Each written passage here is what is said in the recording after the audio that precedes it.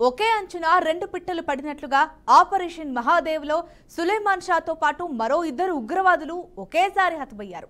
పులిని చూసి జాగ్రత్త పడిన వెదురులాంటి భద్రతా దళాలు నక్కదొగ్గతనం చేసి ఒకేసారి పట్టుబడినట్లుగా T-82 కమ్యూనికేషన్ సిగ్నల్ పసిగట్టి ఉగ్రవాదులను ఆపగలిగారు. శ్రీనగర్ సమీపంలోని డాచ్గామ్ నేషనల్ పార్క్ పరిధిలో ఆపరేషన్ మహాదేవ్ పేరుతో భారత సైన్యం, జమ్మూ కాశ్మీర్ పోలీసులు, CRPF సంయుక్తంగా నిర్వహించిన భారీ ఆపరేషన్లో లష్కర్ ఉగ్రవాది సులేమాన్ షాతో పాటు మరో ఇద్దరు ఉగ్రవాదులు హతమయ్యారు. పహల్గామ్ దాడి, బలాముల్లా దాడుల వెనుక అతని పాత్ర కీలకమని అనుమానం. ఆదివారం అర్ధరాత్రి 2 గంటలకు చైనా తయారీ T-82 ఎఫెక్టెడ్ కమ్యూనికేషన్ సిగ్నల్ డాచ్గామ్ అడవుల్లో యాక్టివ్ కావడంతో భద్రతా దళాలు అప్రమత్తమయ్యాయి. ఈ సిగ్నల్ గతంలో పహల్గామ్ దాడిలో ఉపయోగించబడి ఉండటంతో వెంటనే అది ఉగ్ర స్థావరం కావచ్చన్న అనుమానంతో దళాలు సన్నద్ధమయ్యాయి.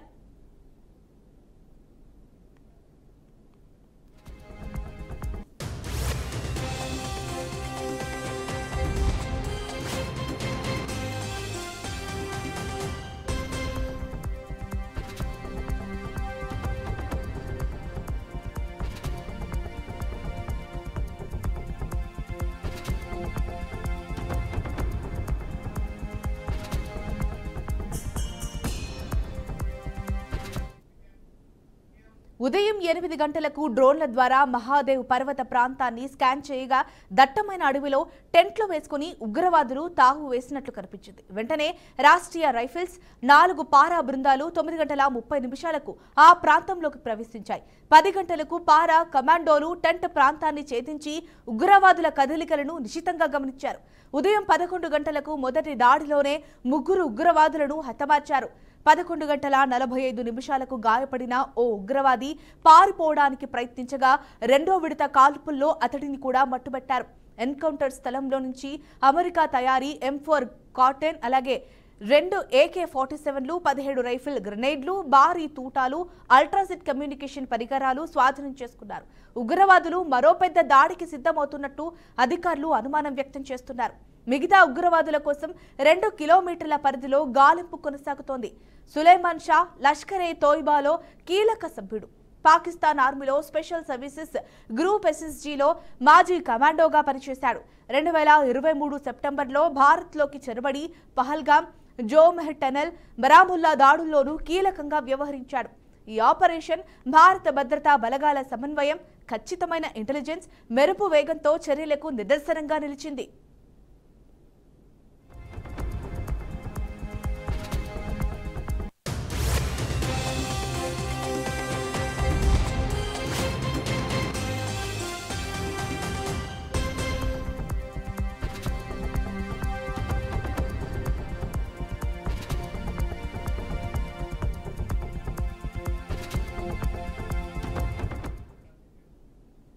ఈ ఆపరేషన్లో ఆధునిక సాంకేతిక పరికరాలు కీలకంగా నిలిచాయి. ప్రత్యేకంగా ఇన్ఫ్రారెడ్ కెమెరాలు, హై రెజల్యూషన్ డ్రోన్లు, టెరైన్ మ్యాపింగ్ టెక్నాలజీ ద్వారా ఉగ్రవాదుల తావు ఖచ్చితంగా గుర్తించగలిగారు. T-82 కమ్యూనికేషన్ సెట్ను పాకిస్తాన్లో ఉత్పత్తి చేసే ఉగ్రవాద సంస్థలు తరచుగా ఉపయోగిస్తుండగా దానిని ట్రాక్ చేసి భద్రతా సంస్థలు అమాయక పౌరులపై దాడులు జరగకుండా ముందే నివారించగలిగిన తీరు ప్రశంసనీయం. ఎన్కౌంటర్ స్థలంలో లభించిన ఆయుధాలు ఈ ఉగ్రవాదుల ప్రమాదకర స్థాయిని చూపిస్తున్నాయి. అమెరికా నుంచి అక్రమంగా స్మగ్లింగ్ చేసిన M4 కార్బన్ టైప్తో పాటు 2 AK-47 రైఫిల్స్, భారీ గ్రెనేడ్లు, నైట్ విజన్ గూగుల్స్ మరియు కోడెడ్ రేడియో ట్రాన్స్మిటర్లు స్వాధీనం కావడం ఈ బృందం అంతర్జాతీయ మద్దతుతో కూడుకున్నదని సూచిస్తోంది. ఈ ఆయుధ సమూహాన్ని చూస్తే వారు పెద్ద స్థాయిలో దాడులకు సిద్ధమవుతున్నట్లు స్పష్టంగా కనిపిస్తోంది.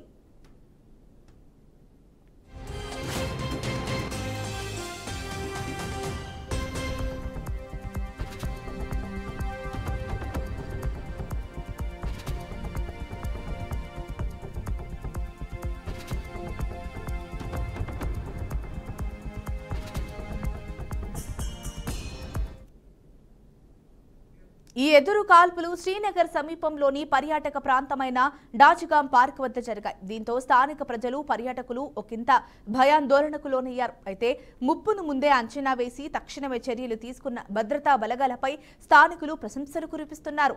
ప్రజల మధ్య భద్రత పట్ల భరోసా మరింత బలపడింది. భద్రతా వర్గాల అంచనాల ప్రకారం సులేమాన్ షా మాదిరిగానే మరికొంతమంది ఎల్ఈటీ శిక్షణ పొందిన ఉగ్రవాదులు భారత్లోకి చొరబడేందుకు ప్రయత్నిస్తున్నారని సమాచారం. పాకిస్తాన్ మద్దతుతో పనిచేస్తున్న ఈ నెట్వర్క్ ను నిరోధించేందుకు మరింత కఠిన చర్యలు తీసుకోవాల్సిన అవసరం ఉందని నిపుణులు సూచిస్తున్నారు. ప్రభుత్వ స్థాయిలో కూడా డిజిటల్ ఇంటెలిజెన్స్, హైటెక్ శిక్షణతో భద్రతా దళాలను మరింత బలోపేతం చేసే దిశగా చర్యలు వేగవంతమవుతున్నాయి.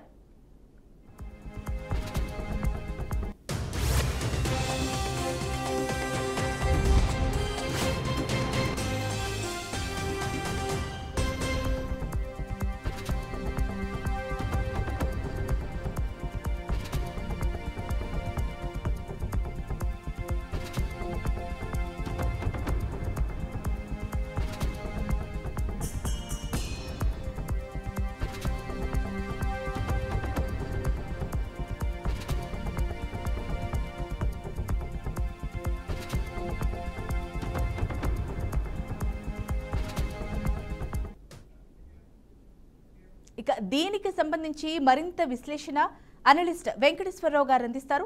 సార్తో మాట్లాడదాం. నమస్తే సార్. నమస్తే అండి. సార్, మరి ప్రస్తుతం ఈ సిచ్యువేషన్ కి సంబంధించి మీ అభిప్రాయం ఏంటి సార్, ఇప్పుడు జరుగుతున్న పరిస్థితుల రీత్యా? ఇప్పుడు ఏదైతే మన భారత బలగాలు పాకిస్తాన్ సంబంధించినటువంటి ఈ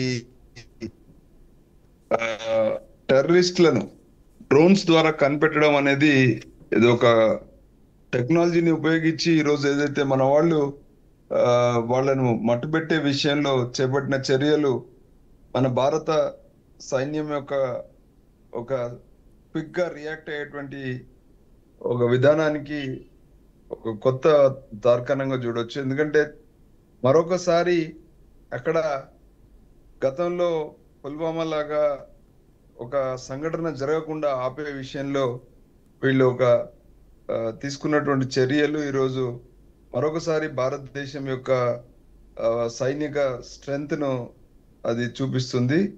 ఈరోజు పూర్తిగా అది ఒక చిన్న అంటే టెర్రరిస్ట్ అటాక్ అనేది కొద్ది మందితో జరుగుతున్నప్పటికీ మరి అటాక్ ద్వారా ఏదైతే అక్కడ స్థానికులు కావచ్చు లేదా అక్కడికి వస్తున్నటువంటి టూరిస్టులు కావచ్చు, వీళ్ళపైన జరుగుతున్నటువంటి దాడి అనేది ఈరోజు దేశ భద్రతకి ఒక ముప్పులాగా భావించినటువంటి ప్రభుత్వం లేదా సైన్యం పూర్తిగా వీరి యొక్క చర్యలకు ప్రతి చర్యలు చేపట్టడం అనేది ఇది ఈరోజు మన భారతదేశ పక్కన మన యొక్క బలగాల యొక్క స్ట్రెంగ్త్ తో పాటు పాకిస్తాన్ యొక్క ద్వంద్వ వైఖరిని కూడా ఎండగట్టడం అనేది ఈరోజు జరుగుతూ ఉంది.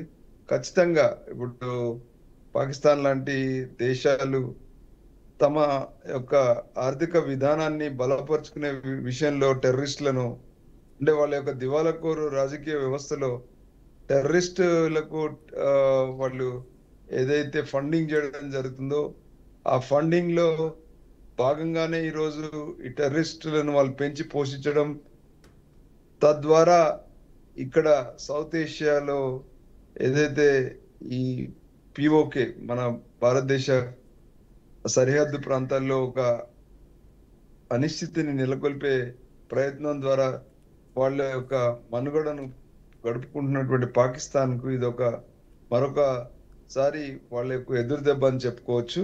డెఫినెట్ గా మన భారత సైన్యాలను ఇది కొనియాడాల్సినటువంటి విషయం. రైట్ సార్, మరి ప్రస్తుతం ఈ ఆపరేషన్ మహాదేవ్ ఏదైతే ఉందో అందులో టెక్నాలజీ యొక్క ప్రాధాన్యత ఎక్కువగా కనిపిస్తుంది సార్. ఎందుకంటే వాళ్ళు వాడిన డ్రోన్స్ కానీ ఆ టెక్నాలజీ ఏదైతే ఉందో అది చాలా యూస్ఫుల్ అయినట్టుగా తెలుస్తుంది. దీనిపై ఏమంటారు? ఖచ్చితంగా ఈరోజు భారతదేశంలో ఉన్నటువంటి సైన్యం యొక్క స్వరూపం చాలా వరకు మారిందని చెప్పొచ్చు. ఎట్లా అంటే ఒకప్పుడు సైన్యం అంతా కూడా సైనిక అధికారుల మీద అంటే సైనిక బలం అనేది కొంత సైనికుల మీద, వాళ్ళకు వాడుతున్నటువంటి ఆయుధాల మీద ఆధారపడి యుద్ధాలు చేయడం నుండి ఈరోజు పూర్తిగా టెక్నాలజీ మీద ఆధారపడి ఈరోజు ఎయిర్ వార్ఫేర్ కానీ లేదా డ్రోన్ వార్ఫేర్ అనేది, అలాగే టెక్నాలజీ ద్వారా వాళ్ళ యొక్క స్థావరాలను కనిపెట్టడం, వాళ్ళ యొక్క కదలికలను కనిపెట్టడం అనేది ఒక గొప్ప మన సైన్యం యొక్క వాళ్ళ యొక్క బలానికి, అంటే వాళ్ళు పెంచుకున్నటువంటి కొత్త టెక్నాలజీలో మన సైన్యం యొక్క బలానికి ఇది ఒక కొత్త మలుపుగా మనం చూడొచ్చు. తద్వారా భారత సైన్యం యొక్క స్ట్రెంగ్త్ ని ఎప్పటికప్పుడు పాకిస్తాన్ లేదా ఇతర దేశాలకు తెలియపరచడం ద్వారా మన వాళ్ళు స్వయం శక్తి మారే పరిస్థితి కనబడతా ఉంది. సో డెఫినెట్ గా టెక్నాలజీ అనేది రానున్న రోజులలో చాలా గొప్ప పాత్ర పోషించబోతుంది అనేది మనకు అర్థమవుతుంది. దీని మీద వెస్టర్న్ వరల్డ్ కానీ, పాకిస్తాన్ సంబంధించినటువంటి సైనిక అధికారులు కానీ, ప్రధానమంత్రి కానీ ఇది కూడా ధృవీకరించినట్టు మనకు వార్తల్లో వచ్చింది.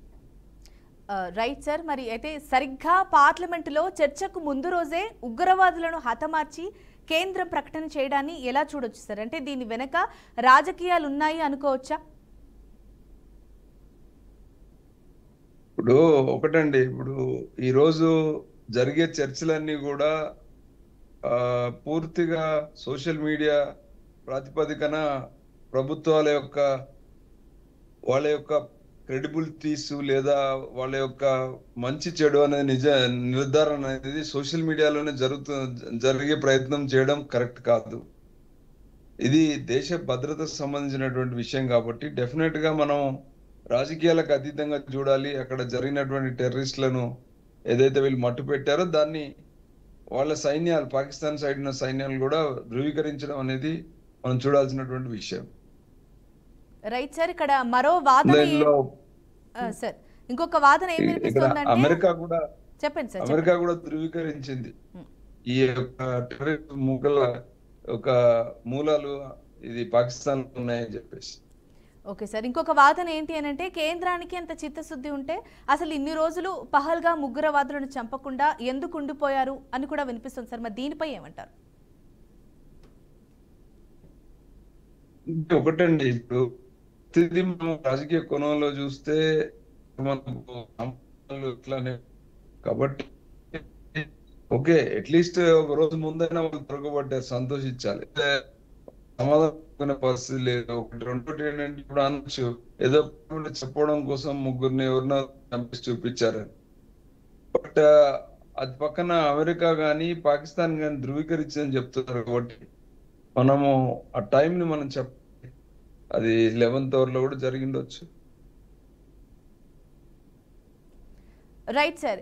సార్, మరి పహల్గా ఉగ్ర దాడిలో ఏదైతే ఉందో కేంద్ర బలగాల అసత్వం అలాగే నిర్లక్ష్యం లేదంటారా? అంటే ఇలాంటి వాదన కూడా వినిపిస్తుంది సార్. మరి దీనిపై ఏమంటారు? నిర్లక్ష్యం ఉండకపోవచ్చు. ఎందుకంటే ఇప్పుడు ఏదైతే పాకిస్తాన్ మీద భారీ స్థాయిలో వాళ్ళు ఇరుచుకుపడి వాళ్ళ యొక్క సైనిక స్థావరాల మీద వాళ్ళు దెబ్బతీసినటువంటి విషయం ప్రపంచ దేశాల్లో ఉన్నటువంటి అమెరికా కానీ అన్ని అంగీకరించాయి. వాళ్ళ యొక్క ధ్వంసమైన తర్వాత వాళ్ళ యొక్క స్ట్రెంత్ కనిపెట్టుకొని, వాళ్ళ యొక్క జరిగిన నష్టాన్ని కనిపెట్టుకొని వాళ్ళు ఇమీడియట్ గా సీజ్ ఫైర్ కూడా వాళ్ళే ముందస్తు అమెరికాను మధ్యవర్తిగా చూస్ చేసుకోవడం మన భారతదేశం కూడా దాన్ని ఒప్పుకుంది. సో అందులో ప్రతిదీ కూడా ఒక బీజేపీ ప్రభుత్వము లేదా పార్టీ అని చూడకుండా ఇది భారతదేశ ప్రభుత్వం, భారత సైన్యము అన్ని అంశాలు కూడా ముడిపడి ఉన్నాయి కాబట్టి దాన్ని పూర్తిగా మనం రాజకీయాలకే స్థిమితం అవడం అనేది ఈ విషయంలో మంచిది కాదని నా అభిప్రాయం. Right sir. మరి ఈ విధంగా ఇప్పుడు సడన్ గా ఏదైతే డెసిషన్ తీసుకున్నారో, ఎందుకంటే ఇంతకు ముందే ఆపరేషన్ సింధూర్ అయిపోయింది, దాని తర్వాత ఈ ఆపరేషన్ మహాదేవ్ ని స్టార్ట్ చేశారు. అంటే ఈ విధంగా సడన్ డెసిషన్స్ వల్ల ప్రజల్లో ఏదైనా అభిప్రాయం మారే అవకాశం ఉంటుందా ప్రభుత్వంపై?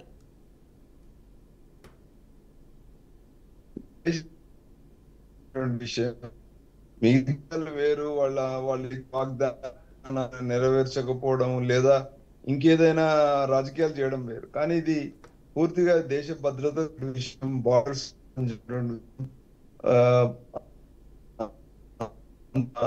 దేశ భద్రతతో మన యొక్క క్రెడిబిలిటీ, ఆర్థిక విధానం సంబంధించిన విషయం. సో దీన్ని మనం పూర్తిగా రాజకీయాలకు ముడిపట్టడం కరెక్ట్ కాదేమో అనిపిస్తుంది. రైట్ సార్, మరి పాకిస్తాన్ మద్దతుతో కొనసాగుతున్న లెట్ ఉగ్ర నెట్వర్క్ ఏదైతే ఉందో అది పూర్తిగా నిర్వీర్యం చేయడం సాధ్యమే అంటారా? అంటే ఇది మన దేశంలో ఉంటే మనం ఈజీగా చెప్పొచ్చు, అది పొరుగు దేశంలో ఉంది, దానివల్ల టెర్రరిస్ట్ ఫండింగ్ ఇంకా బయట దేశాల్లో ఉంది. ఓ పక్కన ఇరాన్ లాంటి దేశాలు కూడా దాన్ని సపోర్ట్ చేస్తున్నాయని మనం వార్తల్లో విన్నాము. అప్పుడు యుద్ధ సమయంలో ఇతర దేశాలు కొంతమంది సపోర్ట్ చేయడానికి కూడా పూనుకున్నటువంటి విషయం చూసాం. సో మన దేశంలో లేని ఇతర దేశాల్లో ముడిపడిన సమస్యలు మనం ఏదో అంటే ఇప్పుడు ఇవాళ మీరు చూశారు, ఉక్రెయిన్ రష్యా సంబంధించినటువంటి యుద్ధంలో కూడా 3 సంవత్సరాలు పట్టింది. సో డెఫినెట్ గా అదేదో యుద్ధం అంటే ఇండియా పాకిస్తాన్ మధ్యలే కాదు, దాంట్లో చాలా ఇతర శక్తులు ఇతర అంశాలు కూడా ముడిపడి ఉన్నాయి కాబట్టి ఇలాంటి జరుగుతూ ఉన్నాయి. ఓన్లీ టెర్రరిస్టులు అయితేనేమో చెప్పొచ్చు అది మట్టు పెట్టడం ఈజీ, కానీ టెర్రరిస్టులకు బ్యాకింగ్ ఎవరు చేస్తున్నారు? కొన్ని సందర్భాల్లో అక్కడ ఉన్న ప్రభుత్వాలు బయట దేశాల నుంచి వెళ్ళి కొన్ని దేశాలు ఉన్నాయి కాబట్టి డెఫినెట్ గా అది ఒకేసారి మట్టు పెట్టడం కాదు. కాకపోతే ఒక ప్రమాద స్థాయి నుండి తగ్గించి వాళ్ళని ఎప్పటికప్పుడు ఎదుర్కోవడం ద్వారా వాళ్ళని నిర్వీర్యం చేయడం అనేది జరుగుతుంటుంది. రైట్ సార్, మరి ప్రస్తుతం వీరు సడన్ గా ఈ డెసిషన్ అయితే తీసుకున్నారు, ఆపరేషన్ మహాదేవ్ చేయడం జరిగింది. మరి భవిష్యత్తులో ఇప్పుడు దీన్ని మనసులో పెట్టుకొని వాళ్ళు ఏదైనా మళ్ళీ కుట్ర పన్నే అవకాశం ఉంది అంటారా? ఖచ్చితంగా భౌగోళికంగా జరుగుతున్నటువంటి అంశాలు చాలా ఉన్నాయి ఇలాంటి సమస్యలకి. ఒక పక్కన గ్లోబల్ ఎకానమీ ఆస్పెక్ట్స్ ఉన్నాయి, India China war, China and America మధ్యలో జరుగుతున్నటువంటి యుద్ధం ఇంపాక్ట్ కావచ్చు, ప్రపంచ దేశాలు లాంటి దేశాలు వాళ్ళ గుత్తాధిపత్యం కోసం నాటో కంట్రీస్ అన్ని ఫండ్ చేస్తున్నారు. ఒక పక్కన వాడిని అవసర పూర్తిగా వాడుకుంటున్నారు. చాలా చాలా కారణాలు దీంట్లో ముడిపడి ఉన్నాయి. అదే ఇండియా పాకిస్తాన్ లో టెర్రరిస్టులు ఏదో ఇండియాలో ఉన్న ఆర్మీకి మధ్యలో ఉన్నటువంటి సమస్య కాదు, అది దానికి చాలా అతీతమైనటువంటి సమస్య. కనబడేది వాళ్ళిద్దరి ముందు కనబడుతుంది కానీ బట్ దాని వెనక చాలా ఈక్వేషన్ ఉన్నాయి, చాలా దేశాల యొక్క ప్రయోజనాలు ముడిపడి ఉన్నాయి. సో డెఫినెట్ గా దాని యొక్క ప్రభావం అనేది అంత ఈజీగా ఉండదు, కొంతకాలం కొనసాగుతుంది. బట్ దాన్ని ఎప్పటికప్పుడు ఎదుర్కొనే ప్రయత్నం ఇండియాలో ఉన్నటువంటి సైన్యానికి ఉందని నిరూపించుకోవడం జరుగుతుంది ఎప్పటికప్పుడు.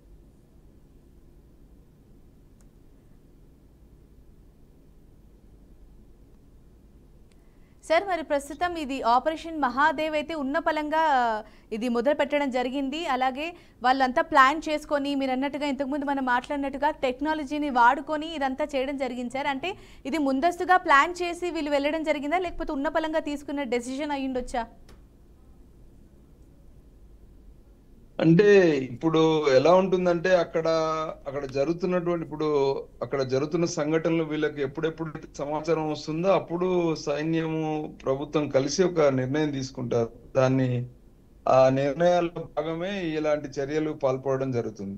ఏదో పార్లమెంట్ గురించి చేయాలని కాదు కదా, పార్లమెంట్ 2 కోఇన్సిడెన్స్ కావచ్చు. బట్ అక్కడ జరుగుతున్నటువంటి సంఘటన ఖచ్చితంగా టెర్రరిస్టులు పూర్తిగా వెళ్ళిపోయారు, అక్కడ లేరు అనేది చెప్పలేము. Right sir, thank you for the analysis.